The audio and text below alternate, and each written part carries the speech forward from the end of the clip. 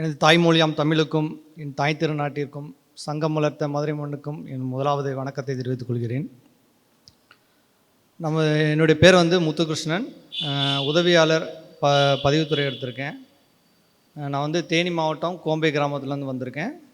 நான் படித்தது அரசு மேல்நிலைப்பள்ளி உத்தமாலயத்தில் தான் படித்தேன். சுரேஷ் அகாடமிக்கும் சுகேஷ் சாருக்கும் இந்த நேரத்தில் என்னுடைய உயிரின் மேலான நன்றிகளை செலுத்துறதுக்கு கடமைப்பட்டிருக்கேன். முதலாவது இந்த வெற்றியை என்னுடைய மனைவிக்கு சமர்ப்பிக்கிறேன். அவங்க தான் இந்த வெற்றிக்கு முழு முதற் காரணம். அதுக்கான காரணத்தை நான் பின்னாடி சொல்கிறேன். அதுக்கப்புறம் நான் ஒரு முன்னாள் இராணுவ வீரர். 16 வருஷம் ஆர்மியில் சேவையாற்றிட்டு டிஎன்பிஎஸ்சி படித்து நான் தமிழ்நாடு அரசில் வேலை பார்க்கணுன்றதுக்காண்டி நான் வேமா சர்வீஸை ரிசைன் பண்ணிட்டு வந்தேன். பள்ளி பருவங்களில் படிக்கிறப்ப எனக்கு சிவில் சர்வீஸ் தேர்வு எழுதணும்னு ரொம்ப ஆசை. அப்போல்லாம் பார்த்தீங்கன்னா அந்த சனிக்கிழமை ஞாயிற்றுக்கிழமை நீங்கள் எப்படி கலெக்டர் ஆகலாம் அப்படின்னு சொல்லிட்டு அந்த தினத்தந்தி பேப்பரில் ஒரு கட்டிங் வந்துக்கிட்டே இருக்கும். அதெல்லாம் சேகரித்து இவ்வளோ கட்டிங் வச்சுருப்பேன். நான் எப்படியாவது நம்ம +2 முடிச்சுட்டு ஒரு காலேஜில் போய் படிப்போம், ஒரு டிகிரி பண்ணால் தான் நம்ம ஒரு சிவில் சர்வீஸ் போக முடியும் அப்படின்ற ஒரு விதி இருக்கிறதுனால நான் அதிலே ரொம்ப அதை பற்றியே சிந்திச்சுட்டே இருப்பேன். ஆனால் வீட்டில் என்னன்னு பார்த்தீங்கன்னா வறுமை. அதாவது ஸ்கூலில் போய் தான் 10th வரைக்கும் தான் சத்துணவே போடுவாங்க. அந்த சூழ்நிலை நான் 11th 12th கூட போய் சத்துணவில் வாங்கி சாப்பிடுவேன். ஆனால் உனக்கு சாப்பாடு கிடையாதுன்னு சொல்ல மாட்டாங்க. எனக்கு தெரியும் அவங்களுக்கு.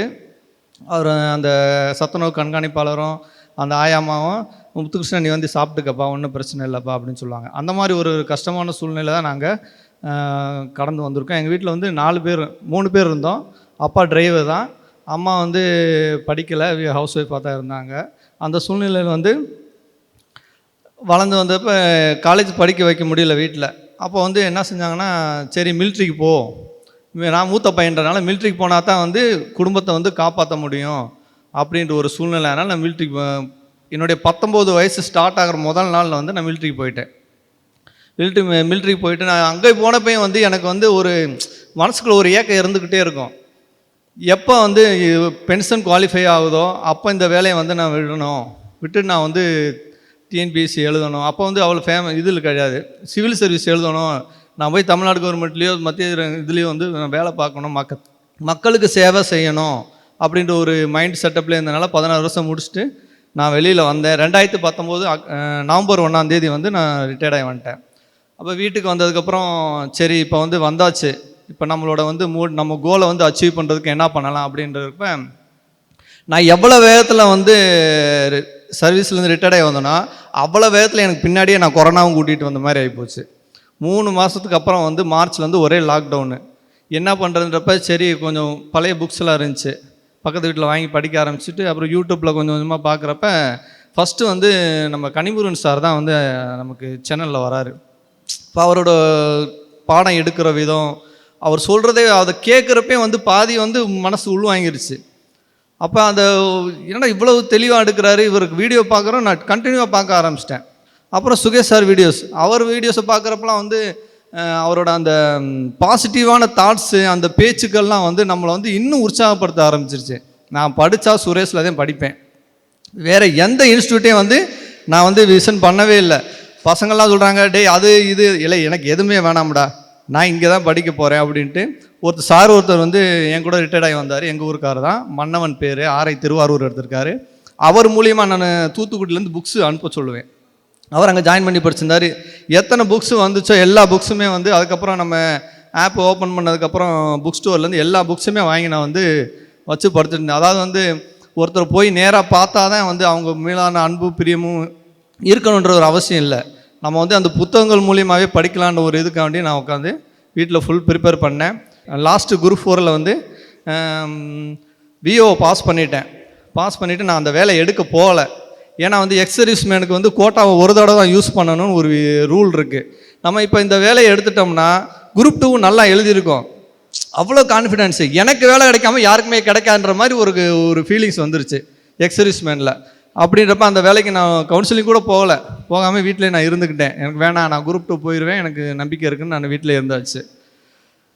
அப்போ ரிசல்ட் வந்துச்சு. எக்ஸர்வீஸ்மேனில் வந்து நான் எக்ஸர்வீஸ்மேன் ரேங்க்கில் 25வது ஆளாக வந்து நான் ரேங்க் எனக்கு கிடச்சிருந்துச்சு. மெயின்ஸுக்கு தான் நான் வந்து இங்கே வந்து ஜாயின் பண்ணேன்.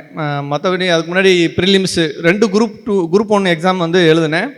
அதுக்கு வந்து நம்ம யூடியூப் சேனலில் ஃப்ரீ டெஸ்ட் போடுவீங்களா சார், அதை தான் சார் ஃபுல்லாக ஃபாலோ பண்ணேன் நான். வீட்டில் வந்து அந்த டெஸ்ட்டுனாலும் ப்ராப்பராக இங்கே ஹாலில் எப்படி போடுவோம், ரூம் அடைச்சி விட்டு 3 மணி நேரம் கரெக்டாக 3 மணி நேரம் கழிச்சு என் ஒய்ஃப் வந்து கரெக்டாக வந்து டைம் முடிஞ்சு எந்திரிச்சு வாங்கன்றுவாங்க. ஏன்னா எக்ஸ்ட்ரா டைம் யூஸ் பண்ணி எழுதிட்டு இருப்போம்னு 3 மணி நேரம் ஆயிடுச்சுல்ல, எழுதுன அளவுக்கு போதும், இதில் உங்களோட டேலண்ட்டை நீங்கள் பாருங்கள் அப்படின்னு சொல்லுவாங்க. சாயங்காலம் 7 மணிக்கு கரெக்டாக அந்த கொஸ்டின் பேப்பர் ஆன்சர் ரிவ்யூ இது வரும், அந்த கரெக்டாக பார்த்து நல்ல யூஸ்ஃபுல்லாக இருந்துச்சு சார். அந்த செஷன்ஸ் ஃபுல்லாகவே வந்து அன்னைக்கு படித்தேன் அந்த ஜிஎஸ் பேப்பரோட ஒரு பேஸ் தான் வந்து எனக்கு குரூப் 2 ப்ரிலிம்ஸுக்கும் யூஸ் ஆச்சு, குரூப் 4க்கும் யூஸ் ஆச்சு. அதுக்கப்புறம் நான் படிக்கவே இல்லை, ஜிஎஸ் பேப்பரை நான் படிக்கவே இல்லை. கரண்ட் அஃபேர்ஸ் பார்ப்பேன், மேத்ஸ் கொஞ்சம் வீக்காக இருந்தாலும் அதை படிப்பேன். ப்ளஸ் வந்து தமிழை வேறு இப்போ டாபிக் சேஞ்ச் பண்ணிட்டாங்களா, போர்ஷன் சேஞ்ச் பண்ணாலும் தமிழ் 100 மார்க் வச்சனால அதை மட்டும் தான் படித்தேன். ஜிஎஸ் வந்து அந்த குரூப் 1க்கு 2 இதுக்கும் படித்தது அந்த ஒரு பேஸ்மெண்ட் தான் எனக்கு வந்து ரொம்ப ஹெல்ப்ஃபுல்லாக இருந்துச்சு. மெயின்ஸுக்கு வந்து அட்மிஷன் போட்டு வந்தாச்சு. வீட்டிலே படிச்சுட்டு எழுதி பார்த்துட்டு வரேன்னு சொல்லிட்டாங்க. அப்போது நம்ம வந்து 16 வருஷமும் எழுதி பார்க்காத கை, என்னடா இவங்க எழுதிட்டு வர சொல்கிறாங்களேன்னு வீட்டில் எழுதுனா கையெல்லாம் கடுக்குது, எழுத முடியல. இல்லை எங்கள் மனைவி சொல்லுவாங்க, நீங்கள் எழுதுங்க, நீங்கள் எழுதுனீங்கன்னா ஒரு தடவை உங்களுக்கு ப்ராக்டிஸ் ஆயிரும், ஒரு தடவை படிச்சுட்டு எழுதுங்க, ஒவ்வொரு கொஸ்டினாக படிங்க, படிச்சுட்டு நீங்கள் எழுதுங்க, உங்களுக்கு என்ன எத்தனை வந்து உங்களுக்கு மைண்டில் வருதோ அதை கூட எழுதிட்டு போங்க சொல்லி அந்த வீட்டில் எழுதிட்டு படித்ததை எழுதிட்டு வர சொன்ன மெத்தட் வந்து ரொம்ப நல்லா இருந்துச்சு சார். அதை வந்து இன்னி வரும் காலங்கள்லேயும் வந்து கண்டிப்பான முறையில் பின்பற்றணும். ஒரு 10-12 டெஸ்ட்டு மட்டும் தான் பின்பற்றணும். அதுக்கப்புறம் வந்து நேரங்கள் கம்மியாக இருந்தனால வந்து அதை சரியாக யூஸ் பண்ணிக்க முடியலை. இப்போ வந்து இங்கே கொஸ்டின் பேப்பர் கொடுத்த விதம் வந்து கரெக்டாக இருக்கும். இப்போ டைம் போட்டு கொடுத்துட்றாங்க, அது ஒரு நல்ல சூப்பராக இருந்துச்சு எங்களுக்கு. டைம் போட்டுட்டு பின்னாடி எழுதிடுவாங்க 4:15க்கு 2 பேருன்னு. அப்போ 4:15 கரெக்டாக வந்துடுவார், முடிஞ்சு கொடுங்க அப்படின்னு. சார் 1 மட்டும் எழுதிக்கிறேன் சார், அவ்வளோதான், டைம்னா டைம் தான். அந்த ஸ்ட்ரிக்ட் வந்து அந்த ஸ்கூலில் கூட நம்ம இது பண்ணக்கூடாது, பார்த்ததில்லை. அந்த மாதிரி ஒரு நல்ல ஒரு இது கிடச்சிச்சு.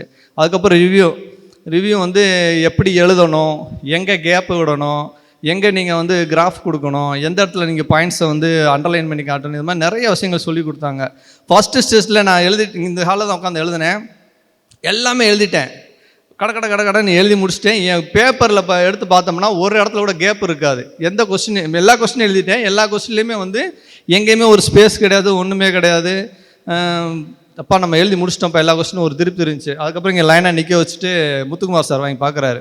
அப்போ நான் பக்கத்தில் ஒரு பொண்ணு நிற்கிது, அந்த பொண்ணு என்ன எழுதிருக்குன்னு எட்டி பார்க்குறேன், அவ்வளோ நீட்டாக இருந்துச்சு. என்னடா இப்படியெல்லாம் எழுதணுமா அப்படின்னு அவங்க கொஞ்சம் பேப்பரை வாங்க கொடுங்கப்பான்னு, இதில் என்ன வெக்கம்ல இல்லை, எப்படி எழுதியிருக்காங்க கொஞ்சம் கொடுங்க அப்படின்னு சொல்லி வாங்கி பார்த்துட்டு, ஓகே இந்த மாதிரிலாம் எழுதுனாத்தே வந்து இன்னும் பாயிண்ட்ஸ் நிறையா எழுத முடியும். அதாவது வந்து கட்டடிக்கிற இடத்துல கட்டடிச்சுக்கிறணும், எங்கே எழுதணும்னு நினைக்கணுமோ அந்த இடத்துல வந்து கரெக்டாக எழுதிக்கணும்னு ஒரு ஐடியா கிடச்சி. அதுக்கப்புறம் ரிவ்யூ வந்த நேரத்தில் நிறைய சஜஷன் கொடுத்தாங்க. நீங்கள் புக்கு மட்டும் படிச்சுட்டு வந்து எழுதாதீங்க, இன்னும் அதையும் தாண்டி நிறைய விஷயங்கள் இருக்குது, அதை நீங்கள் தேடுங்க. ஒரு 5 பாயிண்ட்ஸ் நீங்கள் படிச்சுட்டு போனீங்கன்னா ஒரு 3 தான் உங்களுக்கு ஞாபகம் வரும். இதே 10 பாயிண்ட்ஸுக்கு நீங்கள் போனீங்கன்னா ஒரு 7 பாயிண்ட்ஸாக எழுதுறீங்க. நிறைய மோட்டிவேஷன் கொடுத்தாங்க, ரொம்ப நல்லா இருந்துச்சு அந்த விஷயங்கள். அதே மாதிரி வந்து இந்த பேஜ் வந்து எக்ஸ்ட்ரா கொடுத்து எழுத வச்சிங்க. 15 மார்க்லாம் பார்த்தீங்கன்னா 2.5 பக்கம் இருக்கும், ஆனால் அங்கே போய் பார்த்தா 1.5 பக்கம் 1.25 பக்கம் தான் இருந்துச்சு. அந்த மாதிரி நிறைய பக்கங்கள் கொடுத்து எழுத வச்சது வந்து எக்ஸாம் ஹால் போனதுக்கப்புறம் ரொம்ப ஈஸியாக இருந்துச்சு. கரெக்டாக அந்த 3 மணி நேரத்தில் வந்து யோசித்துமே எழுதினாலும் அந்த 3 மணி நேரத்தில் கரெக்டாக நாங்கள் எழுதி முடிச்சிட்டோம். ஏன்னா நாங்கள் ப்ராக்டிஸ் பண்ணது அப்படிங்க. ஏன்னா ஒவ்வொரு கேள்விக்குமே வந்து இப்போ 6 மார்க் கொஸ்டின்லாம் ஒரு பக்கம், அடுத்து 1.5 பக்கம் 2.5 பக்கம் இருந்தப்போ அது ரொம்ப ஹெல்ப்ஃபுல்லாக இருந்துச்சு. மெயின்ஸ் போயிட்டுருக்க டைமில் வந்து 28 டிசம்பர் 2022 அன்னைக்கு ஒரு குடும்ப பிரச்சனை காரணமாக என் மேலே, மனைவி மேலே, என்னுடைய பெற்றோர்கள் மேலெல்லாம் சேர்த்து எஃப்ஐஆர் போட்டாங்க. ரொம்ப கஷ்டமான சூழ்நிலை. இன்னும் ஒரு 55 நாள் தான் இருக்குது எக்ஸாமுக்கு. எஃப்ஐஆர் போட்டாங்க. எஃப்ஐஆர் போட்டதுக்கப்புறம் அப்படியே ஆள் சுத்தமாக உட்காந்துட்டேன். படிக்கணும்னு நினச்சாலும் படிக்க முடியாது, மைண்டு ஃபுல்லாக எஃப்ஐஆரே ஓடிட்டுருக்கு, செக்ஷன் ஓடிட்டுருக்கு. என்னடா பண்ணுறது அப்படின்ட்டு ஜாமீன் வாங்குறது ரொம்ப கஷ்டமாகி போச்சு. கோர்ட்டு வேறு லீவ் அந்த டைமில். இது மாதிரி நீங்கள் வீட்லேயே இருக்காதீங்க, வெளியில் போயிருங்க, அவங்கள போலீஸ் எப்போ வேணால் அரெஸ்ட் பண்ணுவாங்க, வைப்பாங்க அப்படின்னு அதை ஒரு பயத்தை வேறு காமிச்சு வச்சிட்டாங்க. அந்த சூழ்நிலை எங்கள் பிள்ளைகளை வச்சுக்கிட்டு ரொம்ப கஷ்டப்பட்டேன். 5 நாளைக்கு ஒரு தடவை வந்து டெஸ்ட்டு போடணும் என்னோட டைம் பீரியட் இருந்துச்சு. 5 நாள் முடிஞ்சுன்னா என் மனைவி சொல்லுவாங்க, என்ன இன்னும் போகாமல் இருக்கீங்க, வீட்டில் இருக்கீங்க, கிளம்புங்க, நீங்கள் என்ன படிச்சிங்களோ போய் எழுதிட்டு வாங்க அப்படின்னு சொல்லி ரொம்ப அதாவது என்ன சொல்லுவாங்க, தைரியமும் உற்சாகமும் கொடுத்தது அவங்க மட்டும்தான். இல்லை என்னால் முடியல, இப்போ 2 பேஜ் படித்தோன்னே எனக்கு மைண்ட் டைவர்ட் ஆயிரும், ரொம்ப கஷ்டமாக இருக்கும். இடையில வந்து பிரச்சனையெல்லாம் விடுங்க, அந்த பிரச்சனையை நம்ம எப்பயும் பார்த்துக்கலாம். ஆனால் இந்த தேர்வுன்றது, இந்த லாட் ஆஃப் வேகன்சி வந்து ஒரு தடவை தான் வரும்னு சொல்லியிருக்கீங்க, இதை நம்ம கரெக்டான டைமில் யூஸ் பண்ணிக்காட்டி ஒன்றுமே செய்ய முடியாதுங்க, நீங்கள் படிங்கன்னு சொல்லி என்னை உற்சாகம் பண்ணதுக்கு என்னுடைய மனைவிக்கு வந்து இந்த எல்லோரும் முன்னாடி வந்து நான் ரொம்ப நன்றி தெரிவிச்சுக்கிறேன். அவங்களோட அந்த உற்சாகமும் அவங்க எனக்கு கொடுத்த நம்பிக்கை, அது என்னுடைய தன்னம்பிக்கை இன்றைக்கி வந்து இங்கே வந்து எங்கள் குடும்பத்தோடு இங்கே நிற்க வச்சுருக்கு. அதுக்காண்டி மீண்டும் ஒரு நன்றியை சொல்லிக்க ஆசைப்பட்றேன். அப்புறம் நியூஸ் பேப்பர் படிக்க சொல்லி சார் சொல்லுவார். அந்த நியூஸ் பேப்பர் படிக்கிற பழக்கத்தை வந்து நீங்களும் உங்களோட இன்னும் அடுத்த வர ஸ்டூடெண்ட்ஸுக்கு யாரை பார்த்தாலுமே வந்து எது சொல்கிறீங்களோ இல்லையோ நியூஸ் பேப்பர் கண்டிப்பாக படிக்க சொல்லுங்கள். அந்த நியூஸ் பேப்பரை படித்தது தான் நம்ம வந்து போன குரூப் 2ல் நிறையா வந்து யூஸ் ஆச்சு. ஏன்னா வந்து நம்ம நிறையா வந்து டெக்னிக்கல் டேட்டாவாக படிச்சுட்டு போனோம், ஆனால் அங்கே டெக்னிக்கல் டேட்டாவுக்கே வழி இல்லை. நாட்டு நடப்புலேயும் வந்து என்னென்ன போயிட்டுருக்கோ அந்த மாதிரி தான் வந்து நிறையா கேட்டனால சார் சொன்ன மெத்தடில் வந்து 2 வருஷம் கண்டினியூ அந்த தினமணி பேப்பர் தலையங்கத்தை தான் மெயினாக படிப்பேன். நான் தலையங்கத்தை படிக்கும்போது அதில் இருக்க நிறைய விஷயங்கள் வந்து எனக்கு ஹெல்ப்ஃபுல்லாக இருந்துச்சு சார். அதுக்காக நான் சுரேஷ் சாருக்கு மிக்க நன்றி சொல்லிக்கிறேன். மற்றபடி வந்து நம்ம இன்ஸ்டியூட்டில் இருக்கிற எல்லா ஸ்டாஃபுக்கும் வந்து என்னுடைய நன்றியை தெரிவிச்சுக்கிறேன். அவ்வளோ ஸ்ட்ரிக்டாக ஃபாலோ பண்ணி கரெக்டாக அரேஞ்ச்மெண்ட் பண்ணி எல்லா விஷயங்களையும் கரெக்டாக கொண்டு போன அவங்களுக்கு வந்து இந்த நேரத்தில் வந்து நன்றியை தெரிவிச்சுக்கிறேன் சார். ஒரு சிறு வரிகளை கூறி வந்து இந்த உரையை நான் முடிச்சுக்கலான் இருக்கேன். போர்க்களமே என்றுமே எங்களுக்காக காத்திருக்கும், போர்க்களம் என்றுமே எங்களுக்காக காத்திருக்கும், போட்டித் தேர்வோ எங்களுடன் போராடி தோற்கும், போட்டித் தேர்வோ எங்களுடன் போராடி தோற்கும். என்றும் எல்லைதான் எங்கள் போருக்கான களம், என்றும் எல்லைதான் எங்கள் போருக்கான களம், இங்கு வினாத்தால் எங்கள் போராட்ட களம், இங்கு வினாத்தால் தான் எங்கள் போராட்ட களம். முன்னறிவிப்பு இல்லாத மும்முனை தாக்குதல் அங்கே, முன்னறிவிப்பு இல்லாத மும்முனை தாக்குதல் அங்கே, 15-12-6 என்ற வினாவடிவில் தாக்குதல் இங்கே, 15-12-6 என்ற வினாவடிவில் தாக்குதல் இங்கே. அங்கு ஒற்றை துப்பாக்கி தான் எங்கள் நிரந்தர ஆயுதம், அங்கு ஒற்றை துப்பாக்கி தான் எங்கள் நிரந்தர ஆயுதம், இங்கு பைலட் பேனாதான் தற்காலிக ஆயுதம், இங்கு பைலட் பேனாதான் தற்காலிக ஆயுதம். கைகள் பனிமலையில் மறுத்து போனது அன்று, கைகள் பனிமலையில் மறுத்து போனது அன்று, வீரர்கள் எழுதியே மறுத்து போனது இன்று, வீரர்கள் எழுதியே மறுத்து போனது இன்று. அங்கு 3 நாட்கள் தொடரும் எங்கள் போர் ஒத்திகை, அங்கு 3 நாட்கள் தொடரும் எங்கள் போர் ஒத்திகை, இங்கு 3 மணி நேரம் மட்டுமே தேர்வு ஒத்திகை, இங்கு 3 மணி நேரம் மட்டுமே தேர்வு ஒத்திகை. சற்றும் அசரவில்லை நாங்கள் எப்படி என்று கேட்கிறாயா, சற்றும் அசரவில்லை நாங்கள் எப்படி என்று கேட்கிறாயா, வெற்றியின் முகவரியில் நாங்கள் எடுத்த பயிற்சி எப்படி, வெற்றியின் முகவரியில் நாங்கள் எடுத்த பயிற்சி எப்படி. தோல்விக்கு பின் நீ எடுக்கும் நல்ல முயற்சி உன் வெற்றியை உறுதியாக்கும் நல்ல பயிற்சி, தோல்விக்கு பின் நீ எடுக்கும் நல்ல முயற்சி உன் வெற்றியை உறுதியாக்கும் நல்ல பயிற்சி. மாணவ செல்வங்களே, நீங்கள் போட்டி தேர்வர்கள் இல்லை, உறுதியான போர் வீரர்களே என்று கூறி பேச வாய்ப்பளித்தமைக்கு நன்றி விடைபெறுகிறேன். நன்றி, வணக்கம். திரு முத்துகிருஷ்ணன் அவர்கள் மனைவியை ஒரு வார்த்தைகள் பேசும்படி அன்புடன் அழைக்கிறோம். எல்லாருக்கும் காலை வணக்கம். இந்த இடத்துல வந்து நிற்கிறது ரொம்ப சந்தோஷமாக இருக்குது. எங்கள் வீட்டுக்காரர் எப்பயுமே பேசிக்காகவே நல்லா படிக்கிறவர் தான். அவர் மேலே எனக்கு ஃபுல் கான்ஃபிடென்ட் இருந்துச்சு, எப்படியும் இதெல்லாம் அச்சீவ் பண்ணிடுவார் அப்படின்னு. இருந்தாலும் நிறைய பிரச்சனைகள் நிறைய கஷ்டங்கள்லாம் கடந்து தான் இந்த இடத்துக்கு வந்திருக்காரு. ஆனால் இவ்வளோ கஷ்டங்கள்லையும் விடாமல் அவர் படித்து பாஸ் பண்ணது ரொம்ப சந்தோஷமாக இருக்குது. இதுக்கு வந்து சுரேஷ் அகாடமிக்கு ரொம்ப நன்றி சொல்லிக்கிறேன். நான் இதுக்கு மேலே பேசுகிறதுக்கு வார்த்தைகள் வரலை. ரொம்ப நன்றிங்க சார். சுரேஷ் IAS அகாடமி, வெற்றியின் முகவரி.